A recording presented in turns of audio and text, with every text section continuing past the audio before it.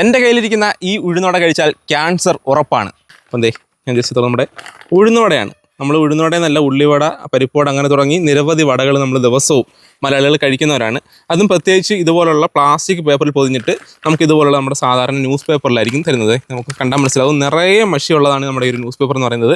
നമ്മൾ ചെയ്യുന്നത് ഈ ഒരു പ്ലാസ്റ്റിക്കിൽ നിന്നും അല്ലെങ്കിൽ ഈ ടിഷ്യൂ പേപ്പറിൽ നിന്നും ഈ ഒരു ഉഴുന്നുവടയോ അല്ലെങ്കിൽ നമ്മുടെ ഉള്ളിവടയൊക്കെ മേടിച്ച് എടുത്തതിന് ശേഷം നമ്മൾ ഡയറക്റ്റ് ചെയ്യുന്നത് നമ്മൾ കൊണ്ടുവന്ന ഇങ്ങനെയുള്ള പേപ്പറുകൾ, അതായത് നിറയെ പ്രിൻറ്റ് ചെയ്തിരിക്കുന്ന നമ്മുടെ ഇതുപോലുള്ള ന്യൂസ് പേപ്പറിൽ നമ്മൾ വെച്ചിട്ട് നന്നായിട്ട് നമ്മങ്ങ് അമക്കും. അമക്കി നമുക്കറിയാം ഇതിനകത്തുള്ള പകുതി കൂടുതൽ വെളിച്ചെണ്ണയും അല്ലെങ്കിൽ ഇതിനകത്തുള്ള പാമോയിലും ഈ ഒരു പേപ്പറിലേക്ക് പറ്റും.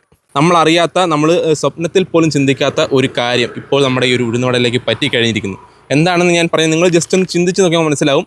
നമുക്കിപ്പം കണ്ണുകൊണ്ട് ഇത് കാണാൻ പറ്റത്തില്ല, പക്ഷേ നമ്മുടെ ഈ ഒരു പേപ്പറിൽ നിന്ന്, അതായത് ഈ ന്യൂസ് പേപ്പറിൽ നിന്നും ഇതിനകത്തുള്ളൊരു മഷിയുണ്ട്.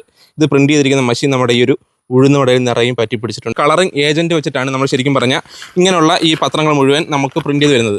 ഇതിനകത്ത് ലെഡ്, മെർക്കുറി എന്ന് പറഞ്ഞ അനേകം ഐറ്റങ്ങൾ നമുക്ക് ഈ ഒരു പത്രത്തിൻ്റെ ഈ ഒരു പ്രിൻറ്റിങ്ങിൽ ഉപയോഗിക്കുന്നുണ്ട്. ഇതിൻ്റെ പ്രശ്നം എന്താണെന്ന് വെച്ചാൽ നമുക്ക് വളരെ പെട്ടെന്നൊന്നും യാതൊരു വിധമായ അസുഖങ്ങളോ കാര്യങ്ങളോ ഒന്നും തന്നെ വരത്തില്ല.